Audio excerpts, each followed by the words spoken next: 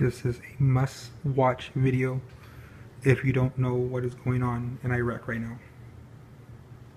And we continue on hour 2. You're watching CNN. I'm Brooke Baldwin. We begin this hour in Iraq with the terrifying fate of those Yazidi refugees. Here they are on the top of this Mount Sinjar. Tens of thousands of them are stuck, circled at the base of this mountain by these ISIS militants. Tens of thousands of people trying to stay alive. Little food, water in the blazing Iraqi summer. 120 degrees. 122 degrees at this time of year on the top of this mountain.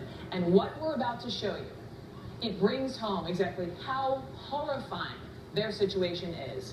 Ivan Watson joined Iraqi and Kurdish soldiers on a mission to deliver humanitarian aid to the refugees. The photojournalist Mark Phillips there. This is what happened when they arrived at the mountain. This literally broke me down to tears.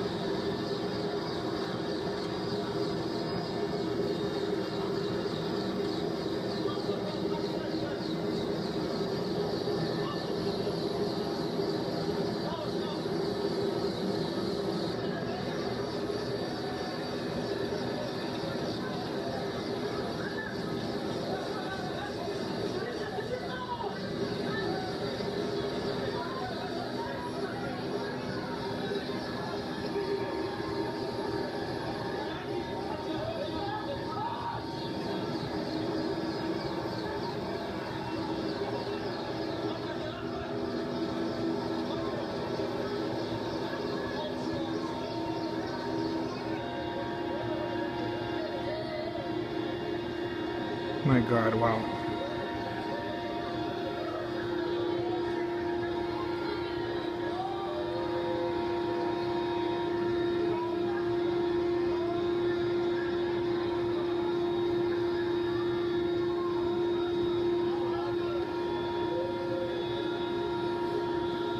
You think that's bad? Wait till you hear their stories.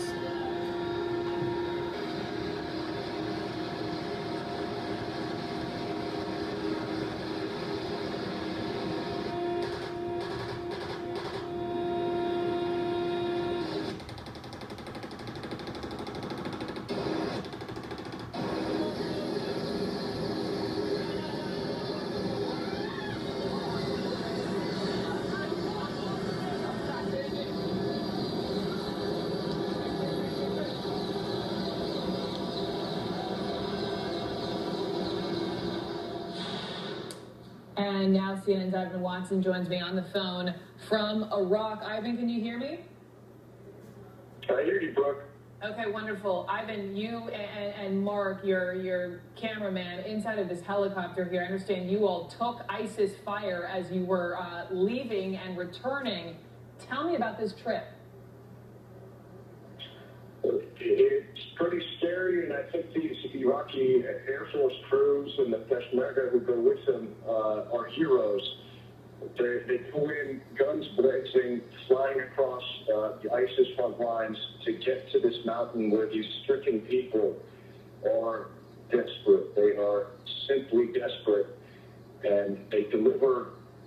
I mean, they have to shoot machine guns to go deliver baby diapers and food and water and baby's milk to the people that are trapped on this mountain brook.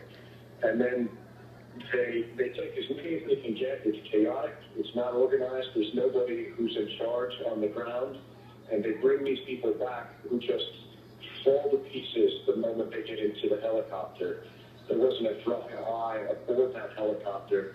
And sadly, they had to shoot on the return trip, shooting down at ISIS-flanked lines, which totally terrified the little kids who were already traumatized aboard the aircraft.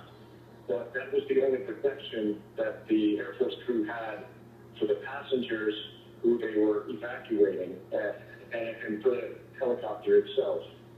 But Just looking at some of the pictures, seeing a lot of teary eyes, and the children, as you mentioned, I cannot imagine being a young person on a helicopter, trapped with your family, as you pointed out, machine gun fire just to deliver babies. And it looked to me, inside the capacity of this helicopter, only a handful of people. How many people remain at the top of the Sinjar mountain?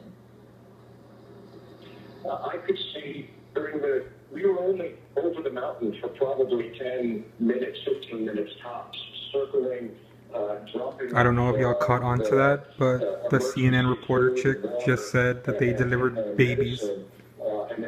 They're not dropping off babies up that mountain.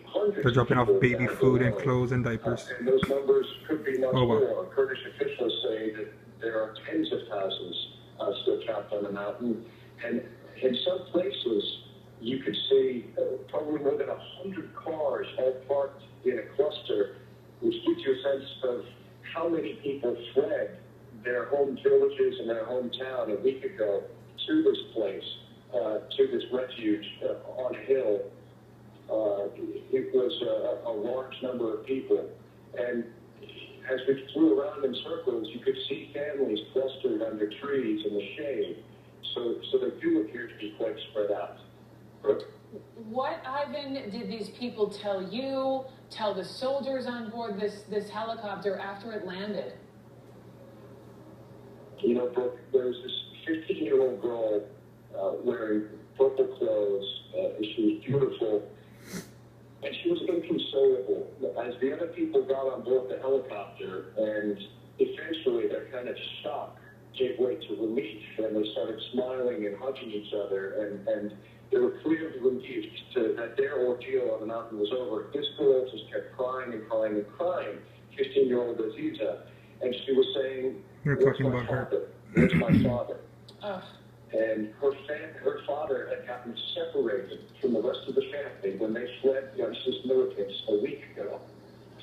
The family says they hid in basically a sewer as ISIS was capturing civilians and putting them under lock and key in a wedding hall and in a building used to store water in. And so the rest of the family escaped.